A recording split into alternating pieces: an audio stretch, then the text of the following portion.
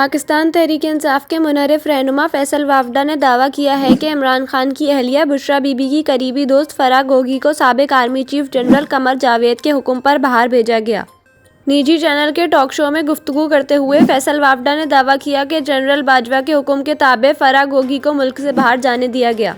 फैसल वावडा के मुताबिक क्योंकि जनरल बाजवा ने कहा कि इमरान खान इस बात का बुरा मानेंगे और इसे ज़्यादती ले लेंगे, लिहाजा हमने इसमें इस हद तक इन्वॉल्व नहीं होना। लिहाजा फराह गोगी का बैरून मुल्क जाना साबिक army chief general Qamar Javed Bajwa के इल्म में था। वाज़ेह रहे कि बुशरा बीबी की करीबी दोस्त फराह गोगी पर करप्शन का इल्ज़ाम है, जबकि तोशाखाना के तहाइफ खरीदने वाले दुबई के बिजनेसमैन उमर फारूक ज़हूर का दावा है कि उन्होंने 2019 में इमरान खान के साबिक मुशीर बराए एहतिसाब शहजाद अकबर ने राब्ता किया, जिसके बाद इमरान खान की अहलिया बुशरा बीबी की करीबी दोस्त फराह खान तोहफे लेकर दुबई इनके दफ्तर आईं।